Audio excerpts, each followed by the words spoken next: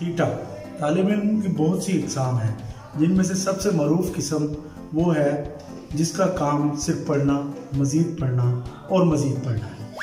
इनको थीटा कहते हैं। कुछ लोग ऐसे तालिब इल्मों को किताबी कीड़े के नाम से भी याद करते हैं। थीटा हर जमात में मौजूद होता है।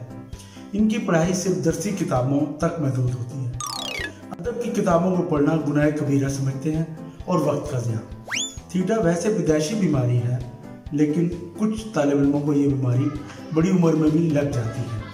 थीटों की सबसे बड़ी खूबी ये होती है कि रोज़ का सबक रोज़ याद करते हैं। अगर इम्तिहान में एक नुक्ता इधर से उधर हो जाए तो इनको महसूस होता है पर्चा कमज़ोर हुआ है और इस पर रोना अपना फ़र्ज समझते हैं। ये उस्ताद के मुंह से निकले हुए तमाम अल्फाज लिखना फ़र्ज समझते हैं और उस्ताद से पूछते रहते हैं कि पर्चा इसमें से आएगा। इनकी नज़र हमेशा नंबरों पर होती है, ना कि हसूल इल्म पर। एक ऐसा ही थीटा हमारा हम जमात था और हर वक्त लिखता रहता था। एक मरतबा हम किसी वजह से जमात में शामिल ना हो सके तो इसकी कापी उधार मांगी।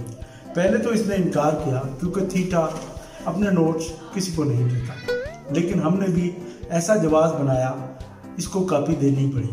कापी खोली तो क्या देखते हैं, इसने उस्ताद मोहतरम के सारे वट क्या भी लिख रखे थे। हमारे उस्ताद मोहतरम का तक कलाम था कि वो हर फिक्रे के शुरू में या आखिर में अंग्रेजी लफ्ज़ वट का इस्तेमाल करते थे। इस लेक्चर में उस्ताद मोहतरम ने वट की 3 सेंचुरियाँ की थी और थीटे ने इनको अपनी कापी पर महफूज कर लिया था। थीटे कमरा इम्तिहान में नकल मारना और किसी की नकल करना कुफ्र समझते हैं। इनका ईमान होता है हर तालिब इल्म को अपने नंबर खुद लेने चाहिए। थीटा हर लड़की को अपनी बहन समझता है और नजरें नीची रखता है। अक्सर थीटे अपनी शादी वाले दिन अपनी दुल्हन की तारीफ इस तरह करते हैं, बहन आज तो बहुत खूबसूरत लग रही है।